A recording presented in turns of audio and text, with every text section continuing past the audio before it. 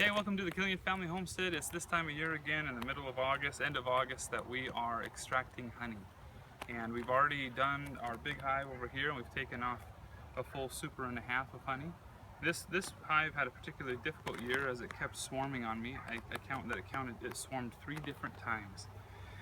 How I know that is that when you mark a queen, and then the next time you're in here, if the queen is not marked, you know that it's swarmed away. And the population of bees just kept moving forward and getting bigger, but would never reach full capacity. So without full capacity bees, I don't expect to get full capacity honey. But fortunately, the very first frame I've grabbed is completely capped. Let me just explain to you real quick before we go inside and extract it what it's done here. These bees right here are depositing honey into, or they're depositing nectar rather, into the individual cells. Then through the process of evaporation, once the water content within the nectar reaches below 18%, then the bees put a very light wax coating across it to preserve it and make sure that it doesn't ferment. This helps it be a storage for them in the dearth and winter months throughout the year, so they can actually perpetuate the hive. And again, this honey will be here and has a tremendously long lifespan, so that as bees come and go through the different generations, they'll be able to consume this honey. So we'll make sure they have enough honey for the winter, but we're taking our harvest. Okay, so we have extracted the frames fully capped honey, or at least 80% capped honey. That's what we have so far. We had to cut our extraction a little short because I got an emergency phone call I've got to run to. But that's what we have so far, and so you got a sneak peek on how many frames we have. I think you're going to be surprised at how much honey we actually get from it. Let me show you how simple this is. I'll show you how we uncap all of the capped cells in a second. But after you've capped them, this extractor takes 3 individual frames and you put them in here, and it simply acts as a centrifuge. So you've got it, all 3 frames in there, and as you can see, we speed up this centrifuge and it splashes the honey through centrifugal force to the sides, and then it drips the honey down and collects at the basin or the bottom of this. Then you have your honey gate, which you open up like this. And the nice part about this is you can open it up a little bit or a lot. You can control it, yeah. And then it pours down, and we'll have this bucket down here, and it pours through this mesh wire filter. It filters out all of the wax pieces, so there's going to be lots of wax in there. And then the one below that is even more fine, making sure it collects all of any other micro debris, so that it's pure honey at the bottom. This honey bucket down here has a honey gate as well, so that we can individually top up different jars and plastic containers and stuff like that. Anything in excess of the jars that we have will stay inside of a sealed storage bucket, which we have right here. So let me show you how we uncap the frames. There's multiple methods to uncap, but I'd like to show you my favorite way. I use this scratching fork or uncapping fork, and you can kind of get underneath there and cap it all the way through, okay? Or I like to use sometimes this punch because it doesn't destroy the cells as much, and you just sit there and you just rake it or just roll over it, and it individually punctures the cells. The issue with this one sometimes is that it doesn't get it all the way out, which when you're extracting honey you want to get everything. Every drop counts. There's a lot of people that use forks that start from one edge, and not forks but knives, and it's a heated knife and it runs all the way to the length of it, uncapping it all. It's just a very messy situation in my opinion. So what I'm going to do is I'm going to place something across here, balance this on there, and cut it out so that any of the honey drips down in there. Now most people would say, don't you want to collect that honey? And yes, I'm thinking out loud here, but yes, I want to do that. So we might put a bucket in here as well to collect the honey that drips down in there. Okay, so I've got this balanced on a 2x4. Any residual honey will go down there, and we will put it back on the filter. But here we go. This is a scratching fork. You can, like I said, you can do it this way, or once you get it started, just kind of run along the tops of it, just like that. The great thing about this honey is that we made sure that we took all honey off of it when we were feeding in the early spring. So we know that this honey is straight flowers. Probably clover, Russian sage, sunflower, other wildflowers, tree, nectar, that type of stuff. Okay, you see what we've done here? We're just uncapping it all. You want to make sure you get at least almost everything. And then the residual stuff, you can just kind of scratch a little bit. What's amazing is once you get the honey extracted, the bees are able to clean this up and build the individual cells back to its required diameter and dimensions and stuff like that. Yep. Scrape that wax off.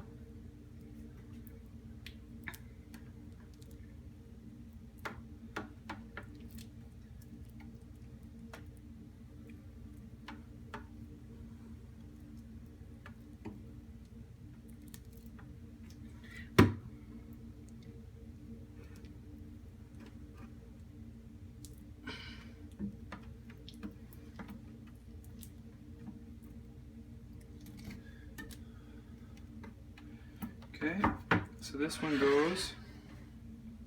The wax. And there we go. Up in here.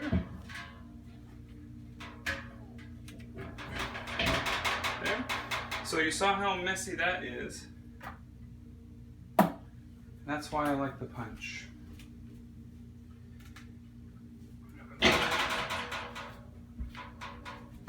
So now I'm going to show you the way the punch works. Simple roll punch.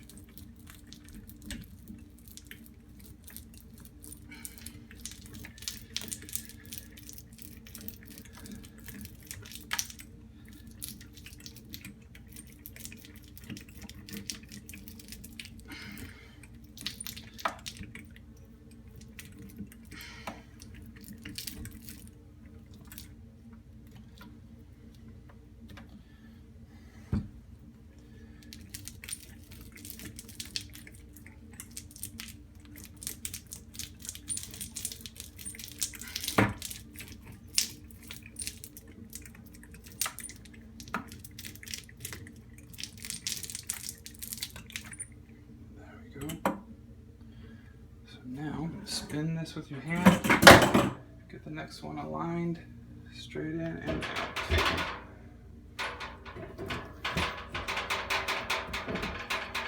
Next one.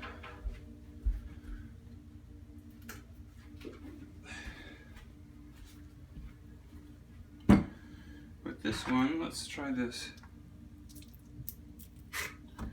Let's just scrape it this way and see what happens.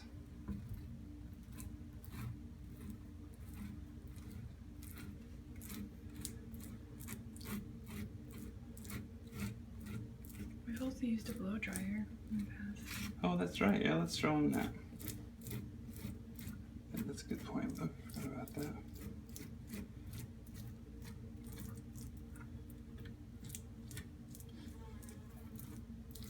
Okay, so that was a little less messy by scraping it down like that.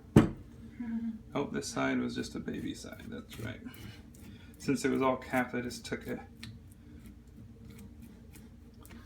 Okay.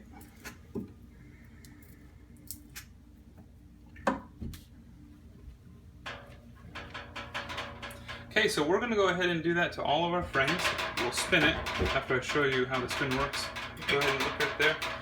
Start slow and speed up.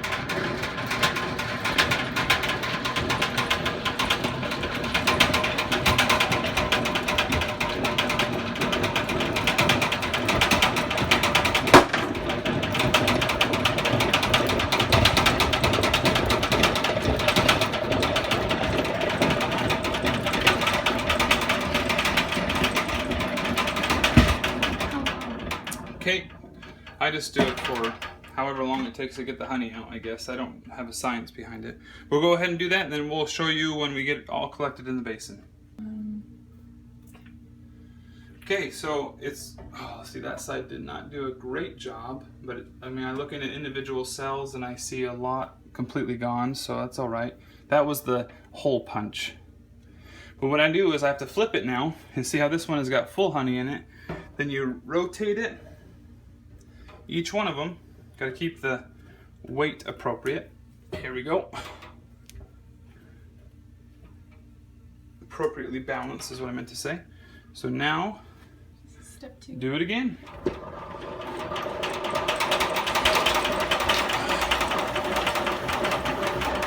Don't get your fingers caught in it, it'll hurt you.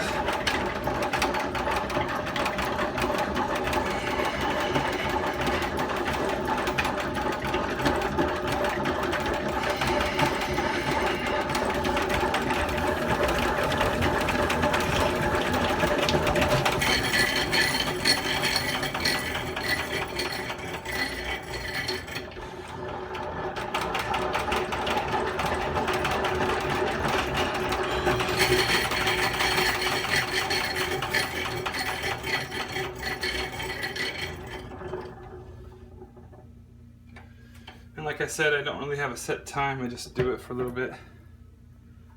And even though it's a little glistening, all the honey is extracted from each side. So there we go.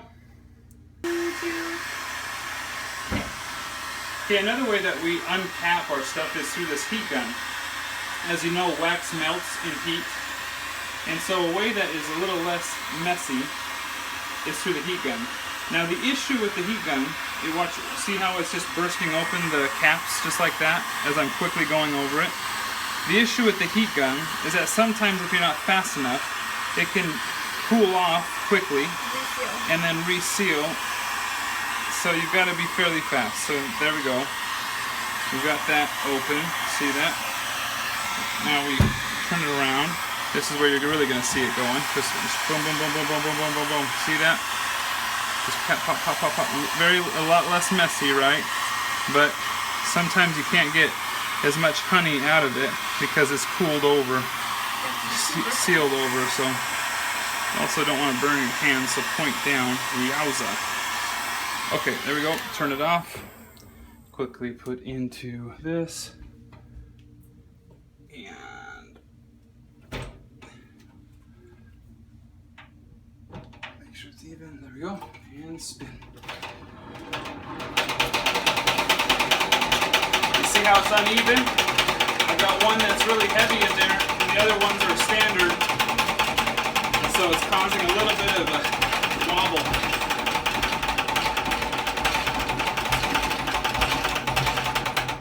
So I'm going to lose my heat gun. It's going to fall off here. Just got to keep going.